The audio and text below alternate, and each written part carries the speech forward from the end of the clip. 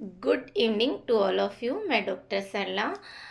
आज का जो हमारा विषय है कि आरएस में जो इंटरव्यू को लेकर है कि किस तरह से इंटरव्यू की तैयारी करें।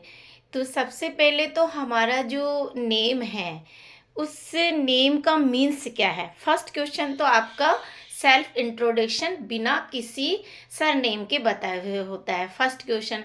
उसके बाद में जो आपका सेकंड क्वेश्चन होता है वो डिस्ट्रिक्ट या स्टेट को लेकर होता है। डिस्ट्रिक्ट में क्या मतलब करंट इश्यूज है या किस तरह से आपका डिस्ट्रिक्ट है वो हाईलाइट में है, नहीं है तो क्यों नहीं है, उसके पीछे डिस्ट्रिक्ट विकास के लिए क्यों नहीं आगे है, और है तो कौन से आस्पेक्ट है, कौन से कारण रहे हैं, या कौन सी हिस्टोरिकल चीज़ें पॉपुलर है। इस तरह के क्वेश्चन पूछा जाएगा। और आपको सेकंड क्वेश्चन आपकी क्वालिफिकेशन को लेकर भी होता है, या फिर आपके जो एजुकेशन में यदि कोई बीच में ब्रेक आ गया, हाँ, तो वो ब्रेक किस कारण से आया है वो वजह जानने के लिए भी किया जा सकता है। और यदि आपका परसेंटेज आपकी एजुकेशन में हाई और लो हुआ है उससे भी रिलेटेड क्वेश्चन आपसे पुट अप हो सकते हैं। और ये भी पूछा जाता है कि मोस्टली स्टूडेंट अपने सब्जेक्ट के बारे में नहीं जानते कि आपके ग्रेजुएशन में क्या सब्जेक्ट रहे हैं और पीजी में क्या सब्जेक्ट रहे हैं, और आपका सब्जेक्ट है उसके सब्जेक्ट में आपका कमांड है, और यदि उस सब्जेक्ट पे कमांड है तो उससे रिलेटेड कोई आपसे कुछ पूछा जा सकता है। उससे रिलेटेड कोई आर्टिकल है या फिर कोई स्टोरीज टाइप में है, या कोई संदर्भ ग्रंथ के बारे में भी पूछा जा सकता है। और मोस्टली क्या है, इंटरव्यू पे तो डिपेंड करता है सामने वाले के मूड पे। कई बार तो आपकी हॉबी को लेकर भी क्वेश्चन पुटअप होते हैं, तो उससे रिलेटेड भी आपको जानकारी रखनी है। और कई बार तो इंटरेस्टेड होते हैं इंटरव्यू लेने वाले, तो कई बार तो फेवरेट सॉन्ग को लेकर भी आपसे क्वेश्चन पुटअप कर लेते हैं, या फेवरेट सॉन्ग है तो वो किस मूवी का है ये भी आपको ध्यान रखना है।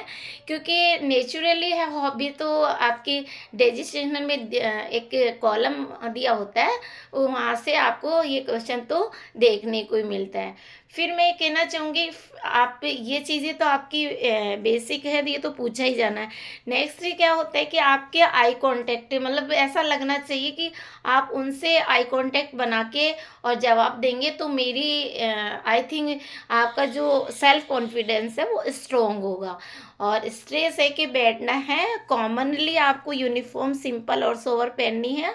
हाँ, ज़्यादा मतलब ऐसे हाईलाइट वाली नहीं पहन रही, ज़्यादा डेकोरेटेड सिंपल एंड सोवर होनी चाहिए।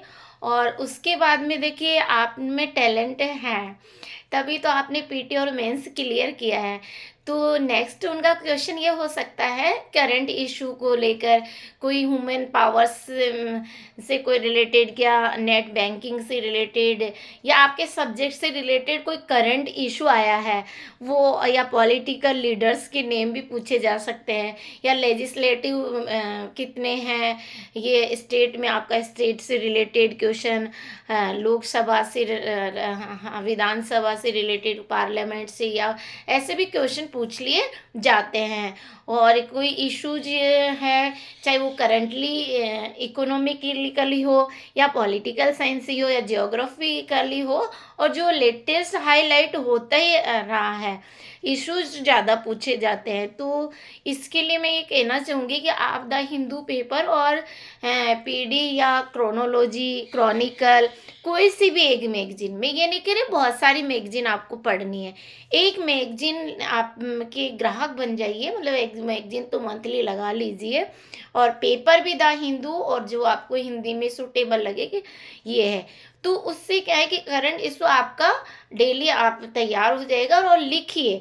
और मेरा जहाँ तक मानना है कि आपका जो संपादकीय पृष्ठ है उसको तो आप बहुत डीपली समझ के, एक एक कॉन्सेप्ट समझ के, और उसका वन थर्ड लिखिए। उसका ये बेनिफिट होता है, बहुत इंटरव्यू आपका क्लियर होता है, आगे भी जो उसे लिखना होता है जो बोर्ड में ऐसी चीज़ें पूछी जाती हो, और बाद में आप मतलब ऐसा नहीं अपनी फॉर्मेलिटी औपचारिकता दिखानी है, बिल्कुल विल पावर के साथ, विल कॉन्फिडेंस के साथ आपको जवाब देने हैं और स्ट्रेस नहीं लेके जाना है।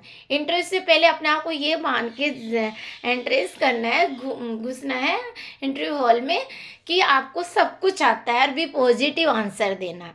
अगर ऐसा कर लेते हैं तो जहाँ तक मेरा मानना है कि आपको सफलता ज़रूर मिलेगी, आप सक्सेस होंगे और हमें भी खुशी मिलेगी। और आगे मैं ये कहना चाहूँगी कि कोई सा भी कॉम्पिटिटिव एग्ज़ाम की आपको प्रिपरेशन करनी हो, या और भी अपने बहन भाई या और भी हैं, तो आपको उनको भी हमारे संकल्प जो बेनाडा कोचिंग सेंटर है उसके बारे में कहना चाहूँगी। डॉक्टर भीमराव अंबेडकर का मिशन है, तो आप सब हम मिलकर इसको आगे बढ़ाएंगे। Thank you so much.